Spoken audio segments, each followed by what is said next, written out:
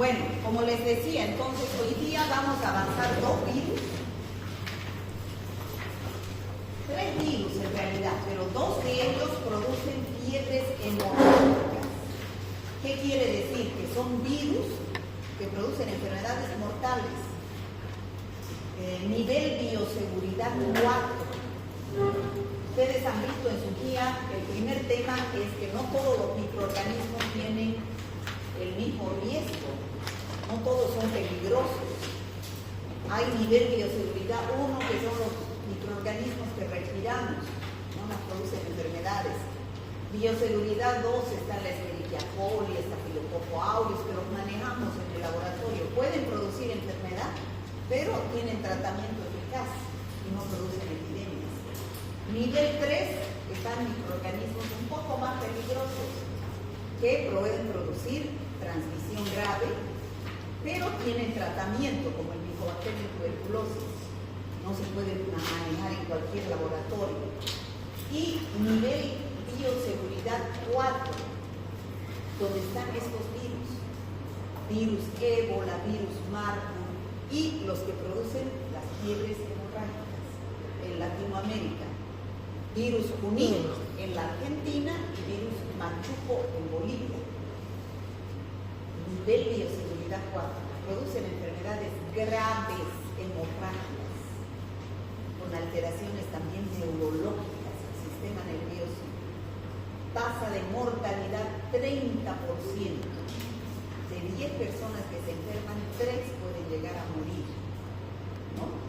Entonces, no existe tratamiento antiviral, pero sí tratamiento inmunológico, que es un antisuero, ¿no? Que vamos a hablar de eso.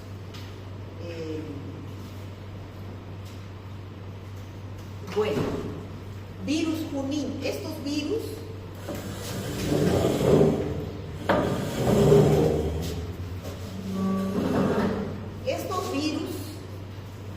se encuentran en Latinoamérica. El virus Junín es el que produce la fiebre hemorrágica argentina. Los más famosos son el Junín y el Machuco. Y el Machuco que produce la fiebre hemorrágica boliviana. Aunque ustedes no crean, la fiebre hemorrágica boliviana producida por el virus Machuco es famosa. Está en los libros de medicina interna de Estados Unidos, de Europa. La fiebre hemorrágica boliviana es famosa y el virus Machuco también. Por eso es que lo estudiamos y no se ha erradicado estos virus, continúan existiendo. Entonces, vamos a empezar a describir a estos virus. Porque estos virus pertenecen a la familia, no sé si está aquí, a la familia Arenaviridae. Son arenavirus, género arenavirus. Bueno, ¿y por qué son arenavirus? Porque tienen unas granulaciones como si fuera arena, es el virus en su citoplasma. ¿Ya? Aquí está el virus de la coriomeningitis linfocitaria, virus de la fiebre de Lassa. Y hay estos 2 virus, Junín y Machuco, que pertenecen al complejo Tacaribe, pero también están dentro de la familia Arenaviridae. ¿Ya? Esa es la taxonomía, la clasificación taxonómica de estos virus. Bueno, aquí tenemos los virus. ¿Qué enfermedad produce? ¿Dónde se encuentra? ¿Y cuál es el reservorio? Bueno, coriomeningitis linfocitaria. El virus de la coriomeningitis linfocitaria produce meningitis aséptica, se encuentra en América y Europa. El reservorio, bueno, el reservorio de todos estos virus es ¿quién? Un ratón. ¿Ya? Es un roedor, generalmente un ratón. Pero no cualquier ratón. Es un ratón de una determinada especie. Por ejemplo, en la Argentina, y es un ratón que vive en el campo, no vive en la ciudad. ¿Ya? Es un ratón del campo. Es el Calomis laucha en la Argentina, la especie que es el reservorio de este virus, del virus Junín. En Bolivia es el Calomis callosos, calonis callosos. ¿Ya? Ese es el reservorio. El ratón no se enferma, es solamente un reservorio, o sea, donde vive el virus sin desaparecer y a través del cual el virus puede transmitir la infección. ¿Cuáles son estos virus más importantes? Justamente ahorita estamos sacando lo más actual. El virus de la poliomielitis linfocitaria, el virus del Lassa, que produce la fiebre del Lassa, pero eso está en África. Estos son los reservorios, los ratones reservorios. ¿Ya? El virus Junín de la fiebre hemorrágica argentina se descubrió en La Pampa en el año 1957 en la Argentina, y Calonis laucha o Calonis musculinus es el reservorio, el ratón. El virus machuco de la fiebre hemorrágica boliviana se encuentra en el Beni. No solamente en el Beni, en la región tropical que ya vamos a ver, pero se descubrió en el año 1962 en una localidad del Beni llamada San Joaquín. ¿No? San Joaquín es la población, la que es la fiebre hemorrágica de San Joaquín, también se conoce. ¿Ya? Y el reservorio es el Calonis callosus. ¿Ya? Luego tenemos en Venezuela y en el Portugal el virus guanarito, ¿no? Guanarito, perdón. Fiebre hemorrágica venezolana. En el año 1989 también es otro ratón el reservorio.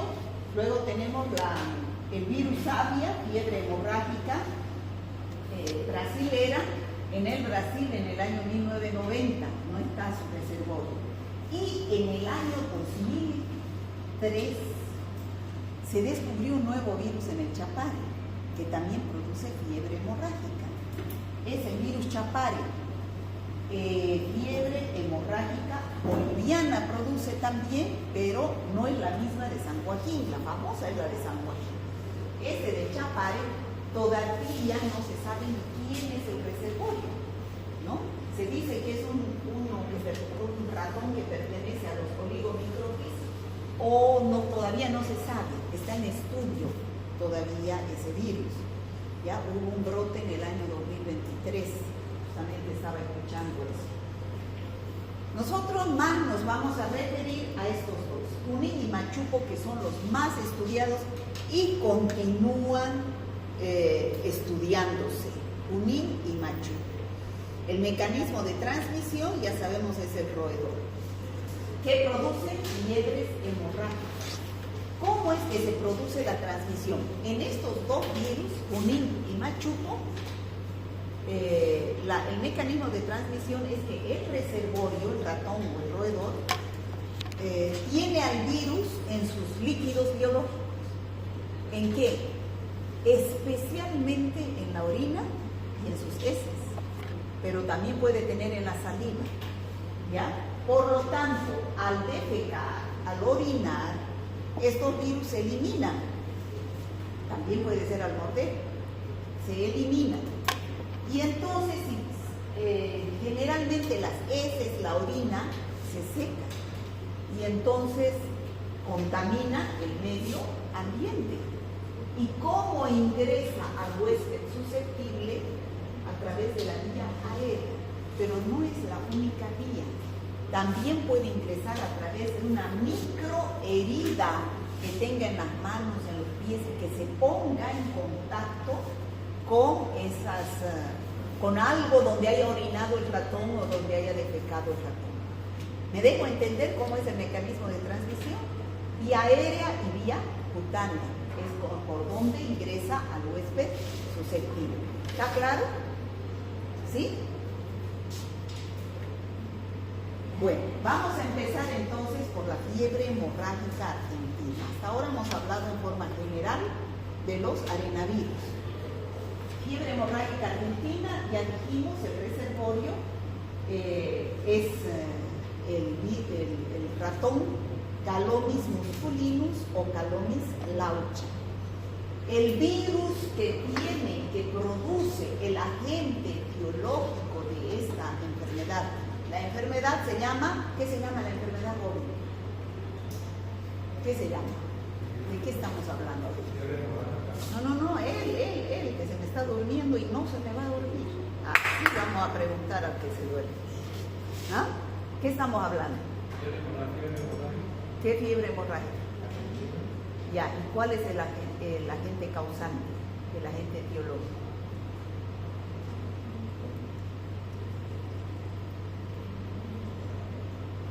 ¿Cuál es el agente etiológico, chicos? Fuerte. ¿Ah? Agente etiológico, chicos. Virus Junín. El agente etiológico es un virus. Estamos en virología. Es un virus Junín. Agente etiológico. Es el causante de la enfermedad. ¿Cuál es el reservorio? Un ratón. Cuidado, pues me digan, acá estamos estudiando ratonología. No es cierto, estamos estudiando virología.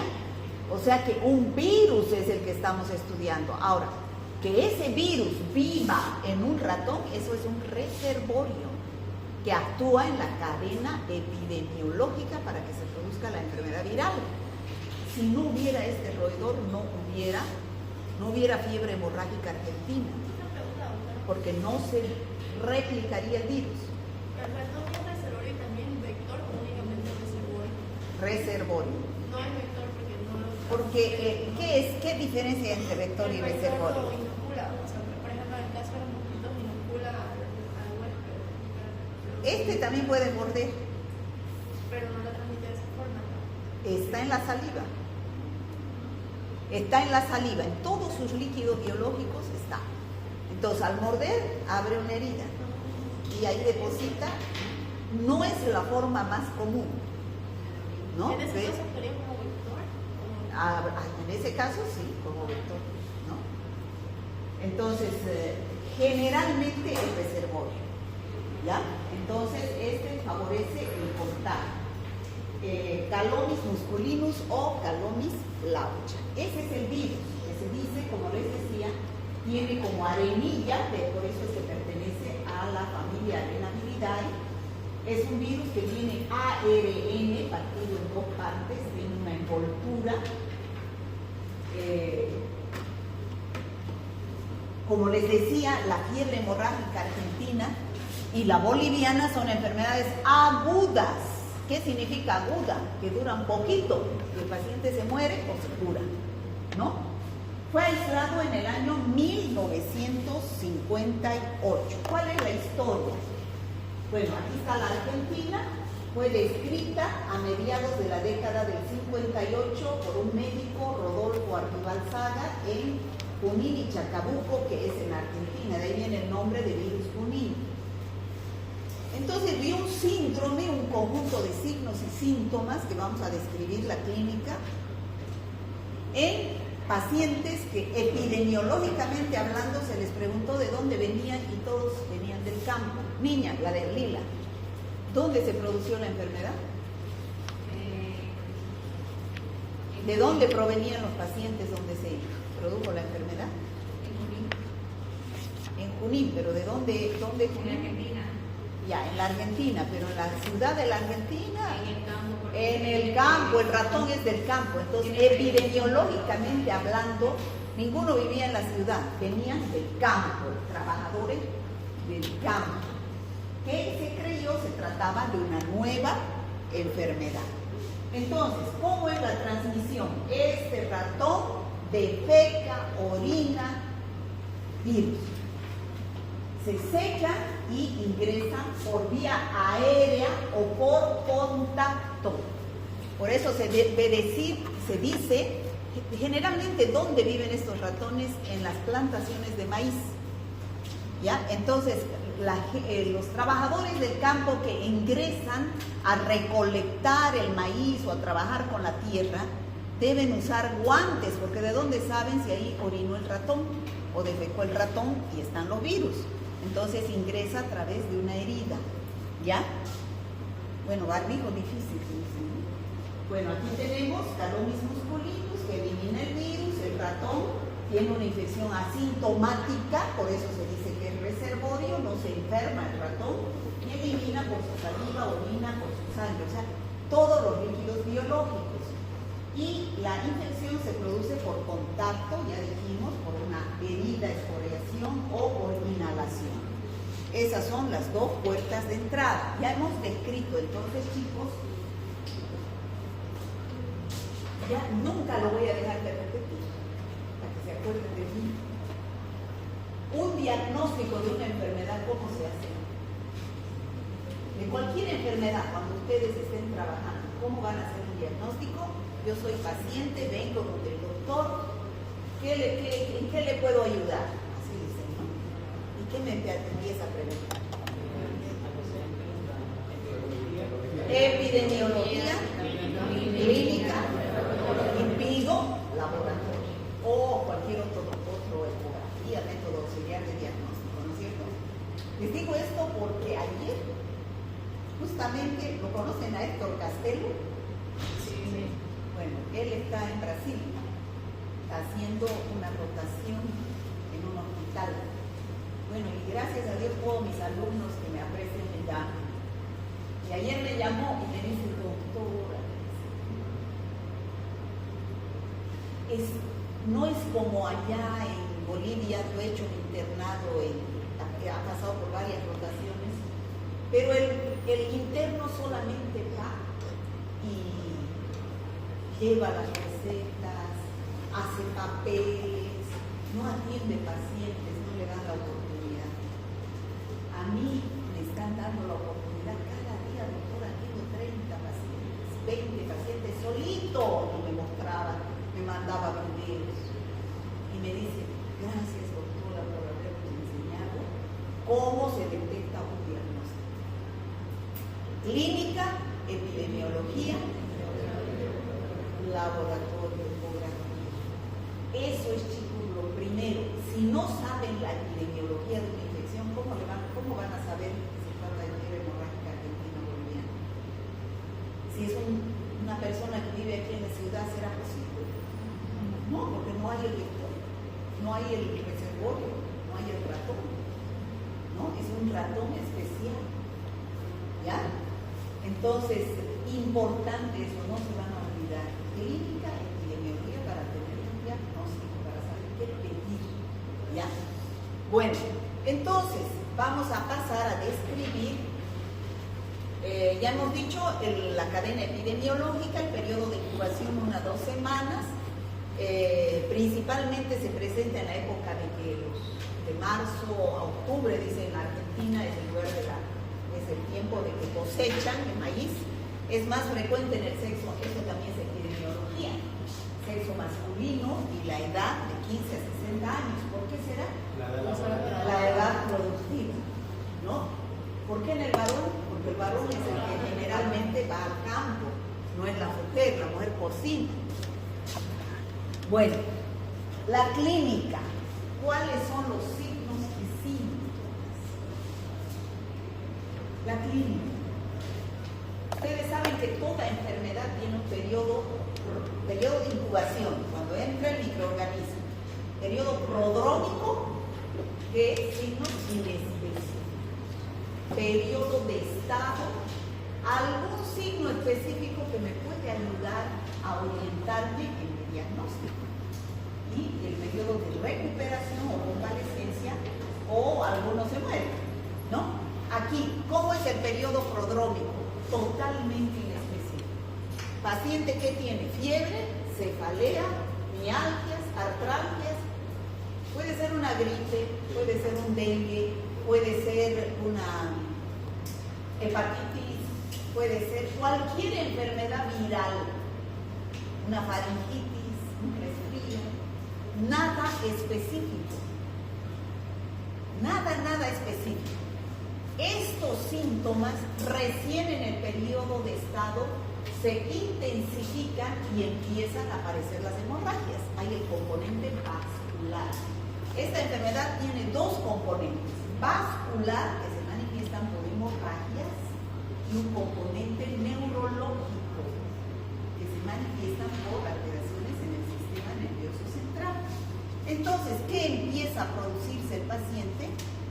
Hemorragias, ¿no? Creo que aquí está más claro. Hemorragias.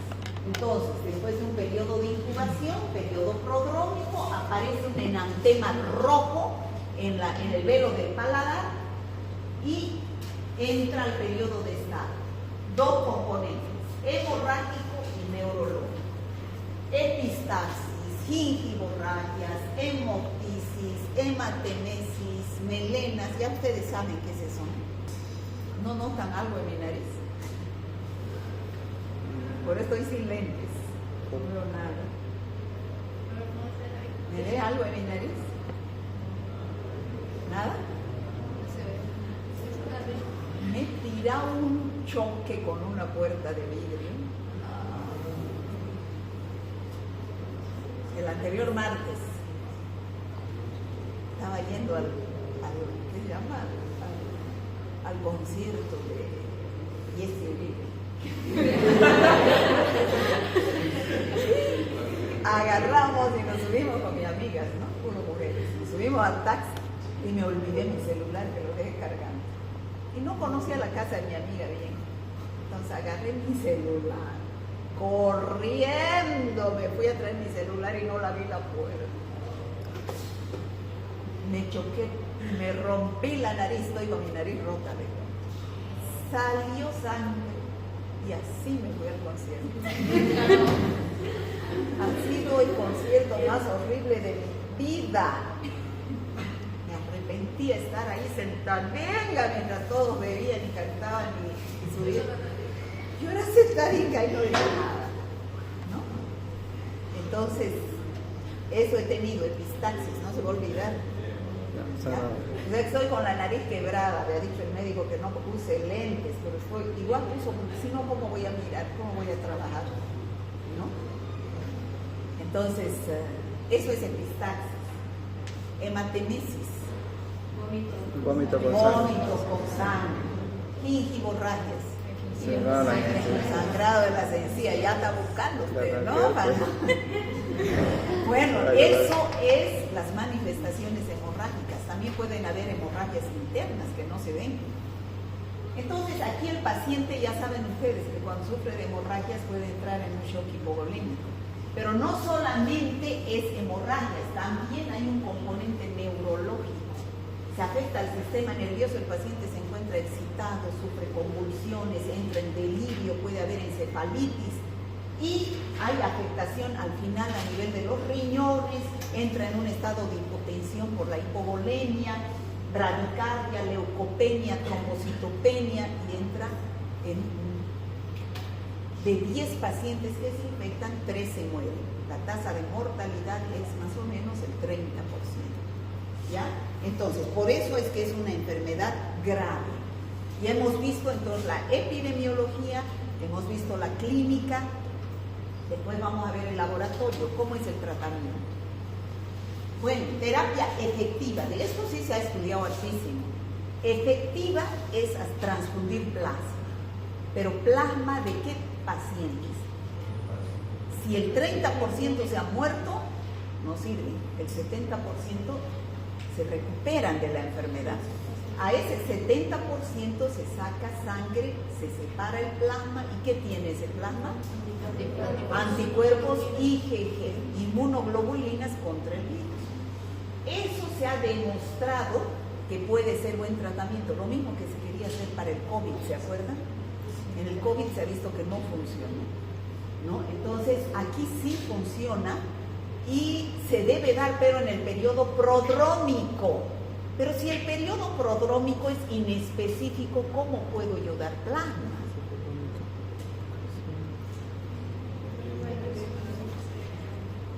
¿Ah? Por la epidemiología, pues chicos. Si hay un paciente que he confirmado que es fiebre hemorrágica argentina o boliviana, y otro que presenta, ya está empezando a tener los mismos signos y síntomas y convive en la misma casa con los ratones. Entonces, por nexo epidemiológico voy a pensar que es lo mismo. Y entonces, en ese periodo funciona el plasma. Cuando ya entra el periodo neurológico, ya no funciona.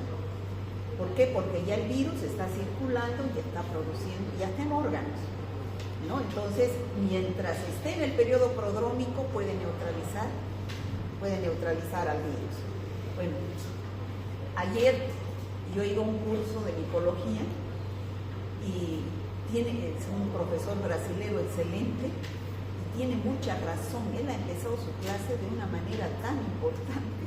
No es venir sino él ha puesto diapositiva de los hongos oportunistas, hongos patógenos, hongos ambientales.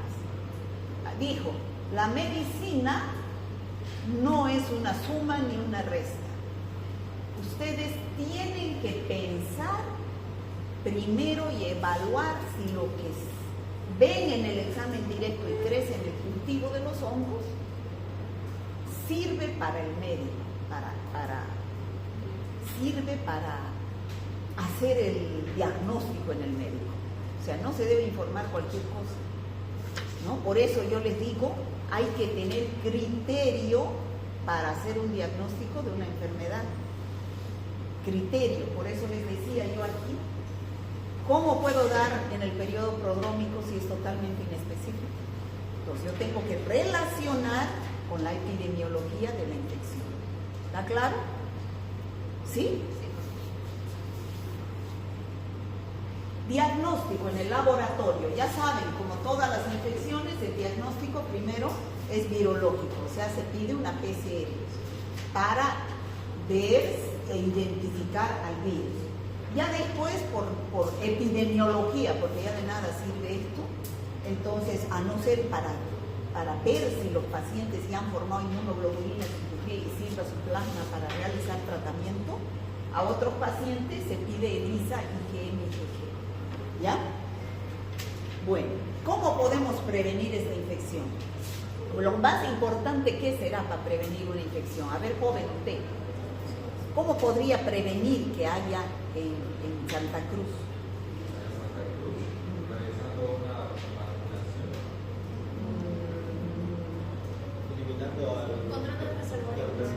Control del reservorio. Primero tiene que eliminar a los ratones. Si no hay ratón, no hay virus. ¿Ya? Y eso es lo más fácil, eliminar ratones. Hay una vacuna llamada Candid número 1 que se ha descubierto en el Instituto Nacional de Enfermedades Virales Humanas en la Argentina, que tiene un 95% de efectividad contra el virus Junín. Pero también se puede usar para el virus machuco, dice que tiene efectividad. ¿Ya? Entonces, y por ende ha sido considerada como tratamiento alternativo para la fiebre hemorrágica boliviana. No, doctora, ¿se puede transmitir a otros animales este virus? Por ejemplo, los gatos, en el caso de los ratones. No, el reservorio son los roedores, especialmente los roedores, los que viven en contacto con el hombre, ¿no? Porque también puede ser una ardilla, pero las ardillas, ¿dónde hay? Generalmente no es muy común, ¿no? Bueno, ¿qué más? Ya hemos visto fiebre hemorrágica argentina. Ahora vamos a ver la fiebre hemorrágica boliviana. ¿Habían escuchado ustedes hablar de esta fiebre? ¿No? Ni sabían bolivianos que existía la fiebre hemorrágica boliviana. ¿No? Ya. Fiebre hemorrágica boliviana es una enfermedad zoonótica porque actúa como en el mecanismo de transmisión un roedor y produce una enfermedad infecciosa conocida como fiebre hemorrágica boliviana, pero también se conoce como tifus negro. ¿Ya? Tifus negro también es otro nombre, producida por el virus machuco. Ya no es virus Junín, este es virus machuco, y el reservorio, bueno, ese virus pertenece a la familia Arenaviridae y el género es Arenavirus. ¿Y cuál es el reservorio? Es el ratón Calomis callosus, de callo, acuérdense. ¿Dónde se encuentra? Aproximadamente dice que se encuentra en 500 kilómetros cuadrados en una provincia del Beni, Itenes. Magdalena, Baures y Guaracaje. O sea, por eso se llama también, se descubrió en San Joaquín. ¿Han escuchado hablar de San Joaquín o no? ¿La conocen a Yanine Áñez o no habían nacido ustedes? ¿Saben quién es? Esa señora nació en San Joaquín, es de San Joaquín, por si acaso. ¿Y saben de dónde es Don Lara? ¿No saben?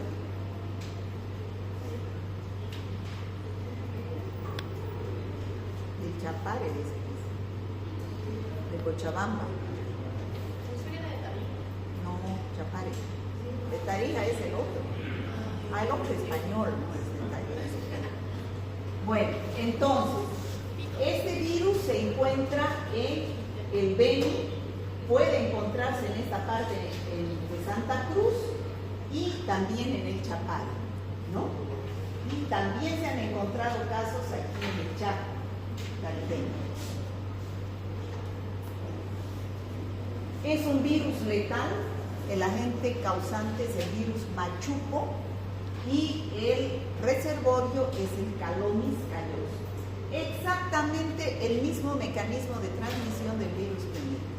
Orina, defeca el virus, se seca, contamina el ambiente, ingresa por vía respiratoria o por vía cutánea a través de una herida.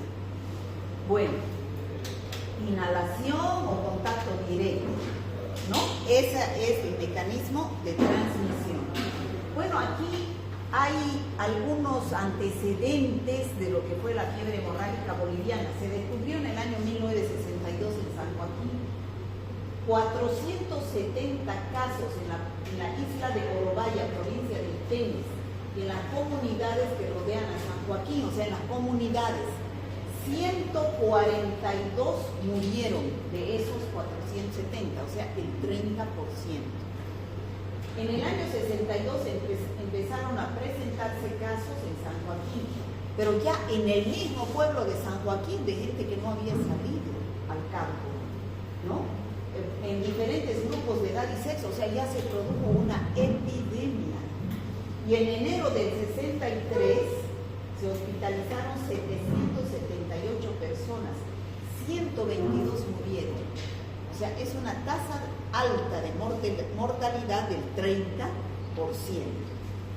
Bueno, ya hemos dicho cómo es el mecanismo de transmisión, igual que la fiebre hemorrágica argentina. Su periodo de incubación es de 14 días. Los signos y síntomas del periodo prodrómico es igual de la fiebre hemorrágica argentina. Fiebre, mialgias, artralgias, astenia, anorexia, y después entra al periodo de estado, donde se presenta el periodo hemorrágico con pérdida de sangre. No es grande, pero los pacientes llegan a tener crisis de hipotensión, ¿no? Al séptimo día. Y presentan también cuadros neurológicos, con convulsiones, encefalitis, puede tener meningitis, cefaleas, ¿no? Son muy intensas. Pueden acompañarse de náuseas y vómitos. ¿Cómo es el diagnóstico? Lo mismo. Primera etapa de la enfermedad, diagnóstico virológico por PCR, diagnóstico directo, y el diagnóstico serológico por ELISA buscando inmunoglobulinas IgG y IgM. Bueno, factores de riesgo y prevención. ¿Qué debo hacer para prevenir esta enfermedad? Primero, reducir la población de roedores, ¿no? Y usar medios de protección durante las labores agrícolas, por lo menos usar guantes, para no entrar en contacto con orinas infectadas.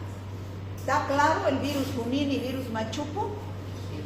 Esos dos virus, que les quede claro, cuando les diga agente etiológico la fiebre hemorrágica argentina, no me van a decir Calomis lauchi. Ese es el reservorio. ¿Me van a decir qué? Virus Junín. Es un virus. Y virus Machupo de la fiebre hemorrágica boliviana. Son fiebres hemorrágicas. Ahora vamos a pasar a ver un virus que nada tiene que ver con los dos anteriores, pero al ser El mismo mecanismo de transmisión, también un ratón, lo quiero describir acá, para que lo conozcan. Se llama virus Hanta. Este no está en Bolivia, o sea, hay casos en Bolivia, cada vez se presentan, pero no se originó en Bolivia, se originó en Corea. Y el nombre viene de un río en Corea que se llama Hantan, al norte de Corea del Sur, donde se aisló el virus, ¿no? El virus Hantan. Y la enfermedad se llama hantavirus. Este virus también tiene RNA, pertenece a la familia Bunniaviridae. Otra familia no es Arenaviridae. No produce hemorragias. Este no es un virus que produce. ¿Por qué lo estoy estudiando aquí?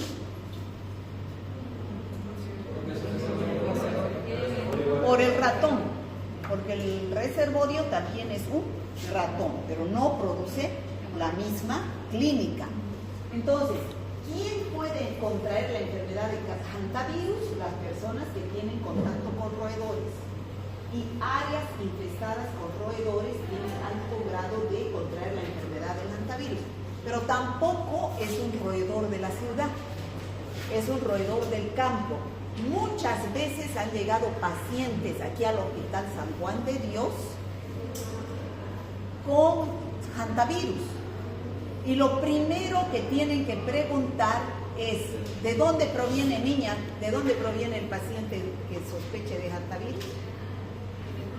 Del campo.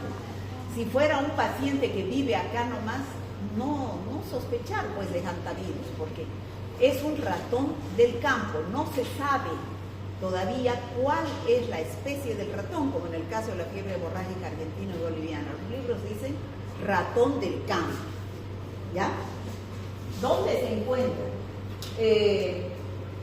El virus se encuentra también en los líquidos biológicos, orina, heces, saliva, y defeca el ratón y ahí el virus, exactamente el mismo mecanismo de transmisión.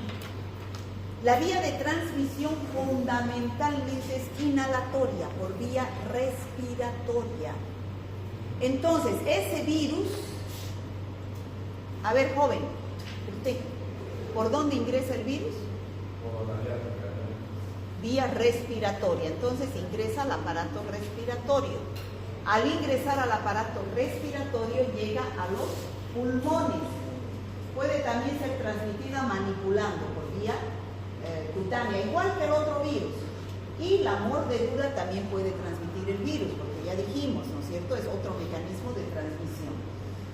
No se puede adquirir el virus por contacto con otra persona, o sea, no es de persona a persona, es a través de un roedor. Bueno, ¿cómo es la clínica de la enfermedad de Hanta? Al inicio, periodo prodrómico, mialgias, artralgias, astenia, anorexia, fiebre, nada específico, ¿no? Sin embargo, el síntoma primario de la enfermedad es la dificultad respiratoria.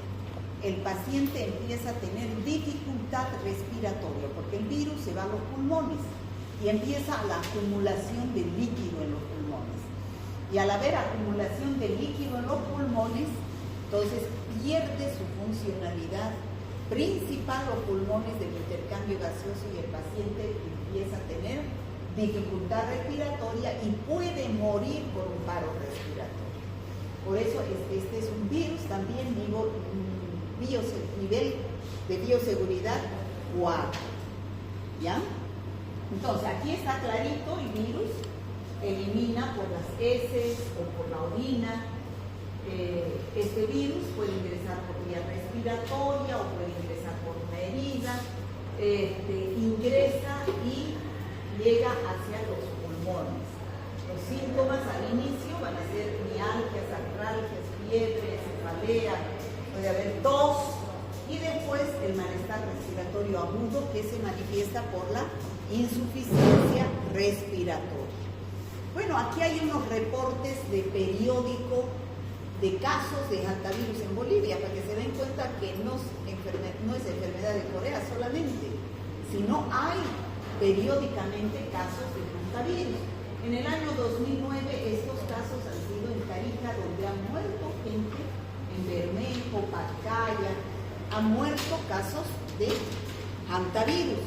Y en agosto del 2022 se han presentado en Santa Cruz nuevos casos de hantavirus, se han confirmado 3 casos en Santa Cruz y 15 sospechosos en Guarnes, Andrés Ibáñez, Núcleo de Chávez.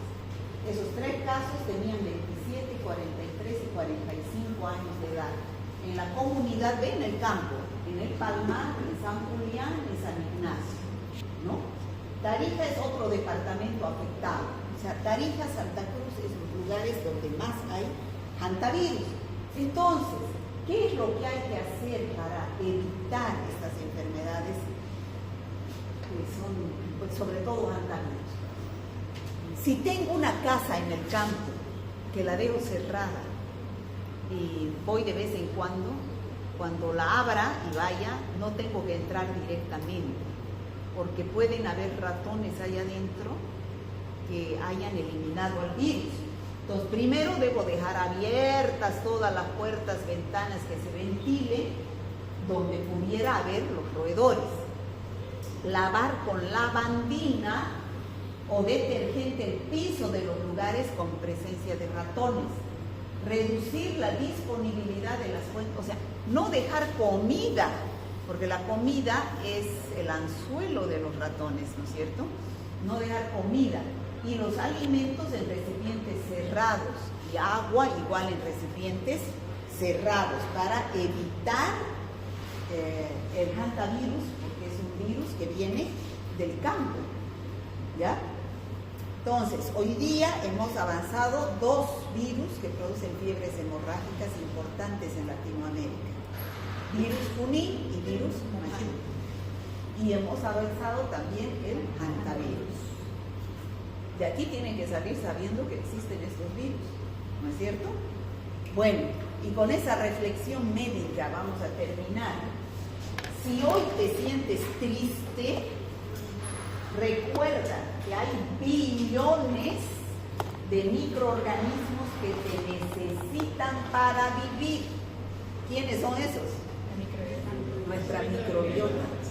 Billones que dependen de nosotros. Si nos morimos, nos entristecemos, nos inmunodeprimimos, esos también sufren, ¿no? Y que piensan que tu cuerpo lo es todo. O sea, que no tienen derecho a entristecerse ni inmunodeprimirse, porque millones de microorganismos viven en su microbiota, sobre todo microbiota intestinal, ¿no? La más importante, ¿ya? Bueno, eso es, chicos.